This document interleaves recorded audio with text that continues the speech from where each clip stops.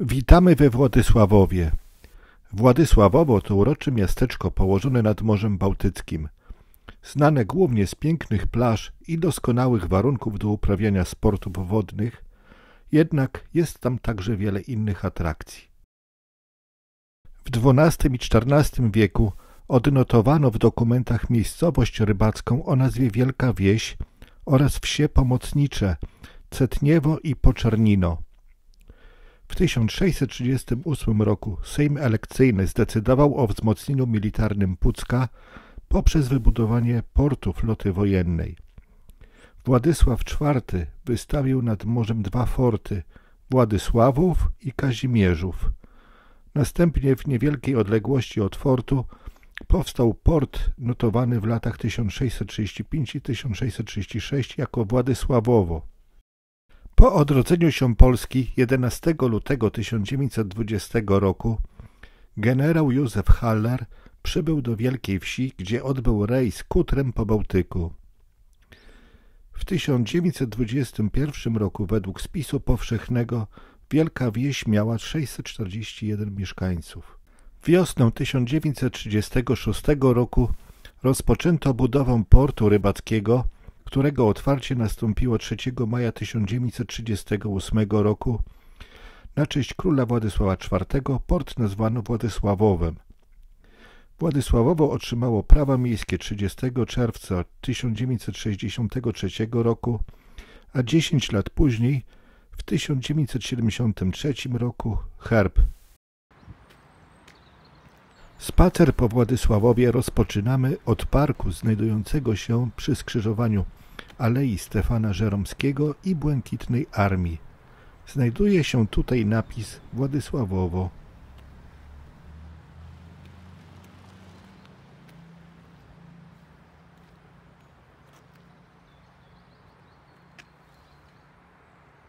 Z parku idziemy ulicą Błękitnej Armii zobaczyć Hallerówkę.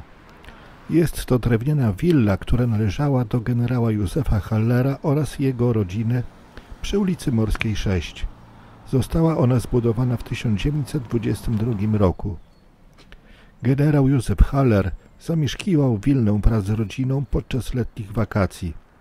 Przyjeżdżali do niej także m.in. harcerze, a dookoła budynku powstało letnisko nazywane Hallerowem. Po II wojnie światowej budynkiem zarządzało miasto Władysławowo. Z inicjatywy Towarzystwa Przyjaciół Hallera znajduje się tu obecnie Muzeum Generała Hallera z niewielką ekspozycją cennych pamiątek poświęconych generałowi. W sąsiednim budynku, byłej siedzibie adiutanta generała, tzw. adiutantówce, znajduje się Muzeum Przyrodnicze Nadmorskiego Parku Krajobrazowego, udostępnione dla zwiedzających od 2017 roku. W sąsiedztwie willi znajduje się odsłonięty w sierpniu 1995 roku pomnik generała Józefa Hallera, przed którym organizowane są uroczystości z okazji rocznicy obchodów zaślubin Polski z morzem oraz Narodowego Święta Niepodległości. Wracamy i idziemy w kierunku dworca kolejowego. Kolej dotarła do Władysławowa w 1922 roku w ramach budowy linii do Helu. 16 września 1922 roku otwarto stację Wielka Wieś, czyli dzisiejsze Władysławowo. A nazwę Władysławowo stacja uzyskała w 1950 roku z uwagi na zmianę nazwy miejscowości. W 1998 roku ruch na stacji Władysławowo oraz całej Mierzei Helskiej został zautomatyzowany i jest sterowany z nastawni we Władysławowie, co pozwoliło na zwiększenie przepustowości tej linii. Ostatnio dworzec został zmodernizowany. Dzięki inwestycji dworzec stał się przystosowany dla osób o ograniczonej sprawności ruchowej. Z dworca idziemy ulicą generała Józefa Hallera w kierunku domu rybaka. Okolice obecnego Władysławowa zasiedlali od dawna Kaszubi. Już w XIII wieku tworzyli oni rybacką społeczność, utrzymującą się z połowów ryb i towarzyszących im zajęć. Prawo lokacyjne osada otrzymała w XIV wieku, a w XVII wieku potwierdzenie praw lokacyjnych wydał Władysław IV, którego imię będzie później towarzyszyć tej okolicy. Mieszkańcy Wielkiej Wsi zajmowali się wówczas głównie rybołówstwem oraz rolnictwem. Ponadto posiadali rozwinięty kunszt stolarski i kowalski oraz szereg umiejętności, takich jak wyplatanie sieci, koszy i innych rzeczy. Już od zarania dziejów odznaczali się przywiązaniem do swojej krainy i zawodu rybackiego, wielkim poczuciem obowiązku, odwagą, odpowiedzialnością i pracowitością.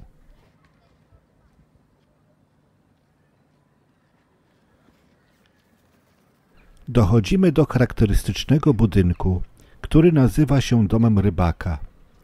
Jest to obiekt wybudowany zgodnie z założeniami socrealizmu. Składa się z czterokondygnacyjnego korpusu głównego oraz wysokiej, ośmiopiętrowej wieży.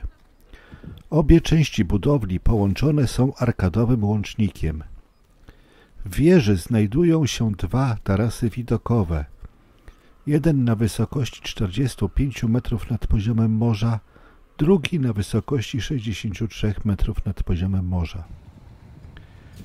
W związku z powstałymi w latach 50. XX wieku planami budowy we Władysławowie dużego portu rybackiego i ośrodka przetwórstwa rybnego, na Skarpie Nadmorskiej rozpoczęto budowę dużego hotelu dla rybaków i marynarzy.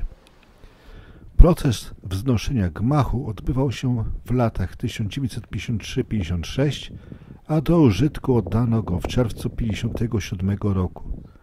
Posiadał 150 miejsc hotelowych. Obecnie jest to siedziba Urzędu Miasta Władysławowo oraz innych instytucji. Idziemy w stronę portu. Po drodze mijamy pomnik upamiętniający wypłynięcie rybaków razem z generałem Józefem Hallerem w pierwszy rejs pod biało-czerwoną banderą.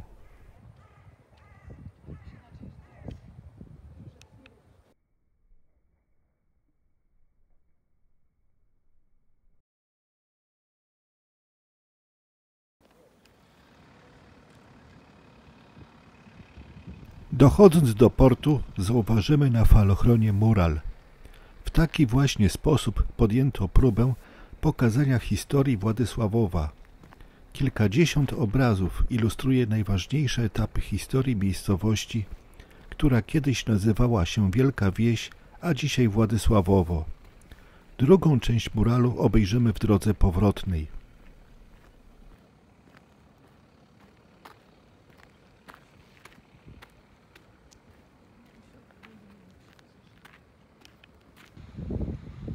Dochodzimy do portu. Jest on typowym portem rybackim z przystanią żeglarską i pasażerską. Jest jednym z najważniejszych portów rybackich na Bałtyku pod względem ilości wyładowywanej ryby, liczby obsługiwanych kutrów rybackich i wyposażenia. Pełni także niewielką funkcję przeładunkową dla towarów w ruchu krajowym. W porcie działa stocznia remontowa, zakłady przetwórstwa ryb, fabryka lodu łuskowego i mączki rybnej. Budowę portu rybackiego w Wielkiej Wsi rozpoczęto wiosną 1936 roku, a jego uroczyste otwarcie nastąpiło 3 maja 1938 roku. Istnienie portu ustanowił minister przemysłu i handlu 27 kwietnia 1938 roku i zaczęło obowiązywać od 6 maja 1938 roku. Port nazwano Władysławowo dla upamiętnienia XVII-wiecznego portu wojennego wybudowanego z rozkazu króla Władysława IV. W 1969 roku wzdłuż wybrzeża wyładunkowego oddany został do użytku kompleks przemysłowy mieszczący halę przetwórstwa ryb, komory chłodnicze, urządzenia zamrażalnicze, chłodnię oraz pomieszczenia socjalne i biurowe.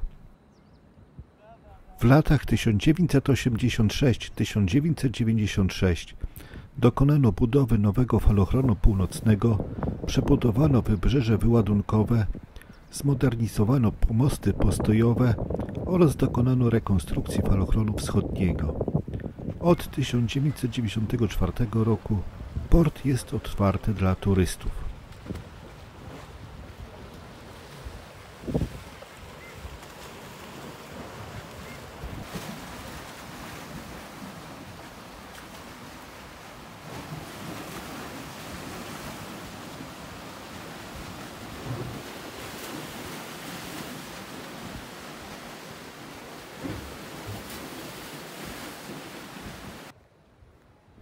Widzimy drugą część muralu w porcie we Władysławowie.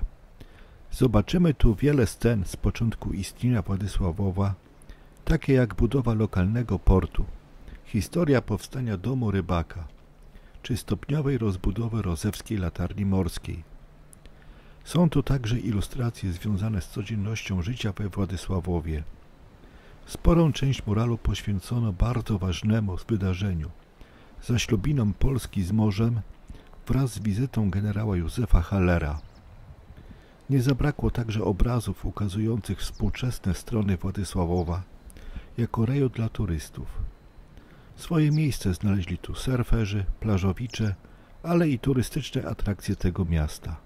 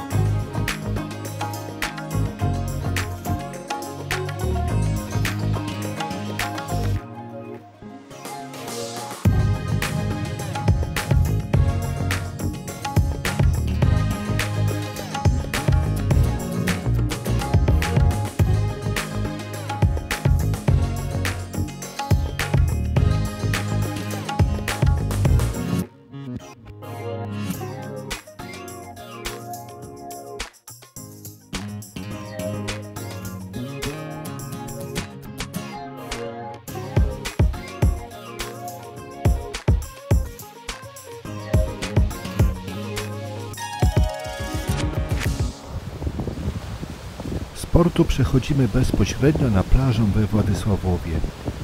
Jest ona jedną z największych atrakcji miejscowości. Piękna i szeroka plaża ciągnie się przez 23 km z wieloma strzeżonymi kąpieliskami. Dla spragnionych i głodnych plażowiczów w pobliżu plaży czeka wiele punktów gastronomicznych.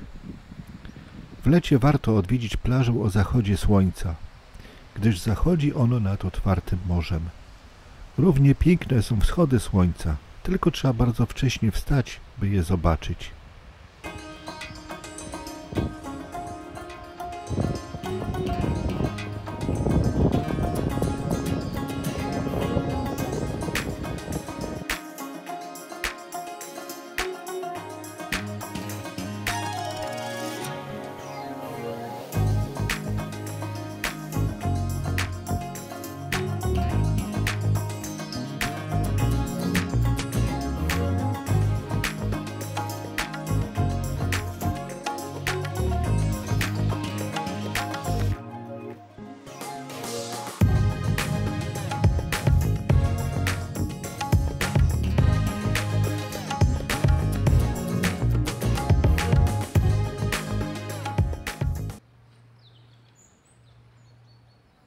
Wychodzimy z plaży wejściem numer 9.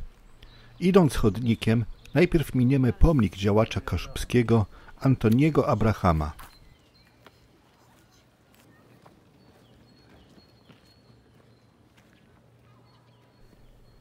Po chwili znajdziemy się na Alei Gwiazd Sportu, która została utworzona w 2000 roku. Jest to pierwsza w Polsce aleja poświęcona sportowcom polskim i zagranicznym, a co roku podczas kolejnych edycji Alei Gwiazd Sportu odsłonięte zostają spiżowe gwiazdy upamiętniające sylwetki uznanych sportowców. Podczas organizowanych festiwali odbywają się liczne imprezy towarzyszące, jak na przykład programy artystyczne z udziałem znanych wykonawców, pokazy sztucznych ogni, sadzenie okolicznościowych drzewek, mecze piłki nożnej, w których biorą udział znane postaci sportu.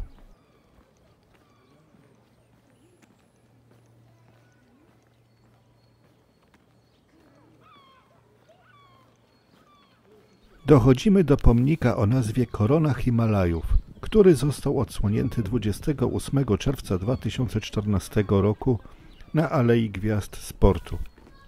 14 skalnych płyt z piaskowca symbolizuje 14 ośmiotysięczników, które zdobyli Polacy. Rzeźba ma przypominać o Polakach, którym udało się je zdobyć.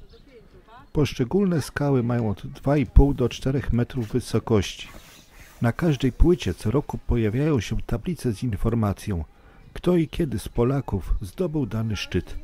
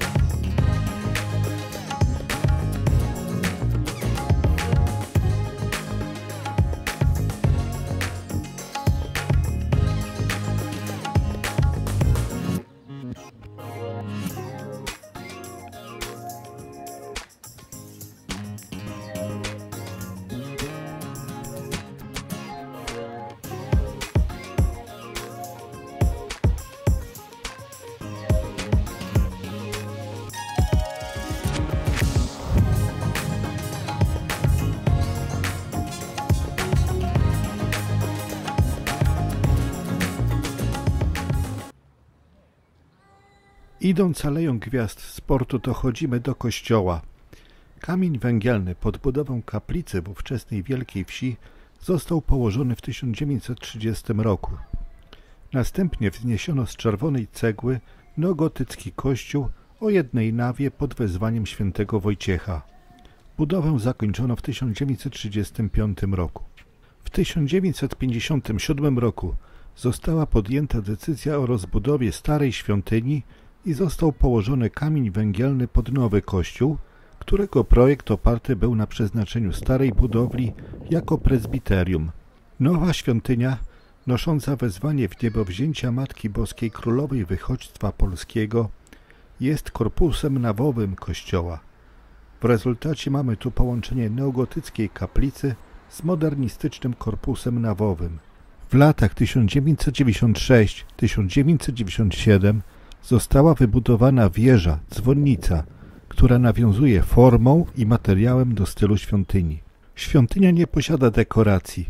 Elewacja frontowa jest ozdobiona jedynie układem okrągłych okienek na prawie całej jej powierzchni. Wnętrze jest skromnie wyposażone i jest ozdobione światłem przez ozdobione witrażami wąskie pasy okien.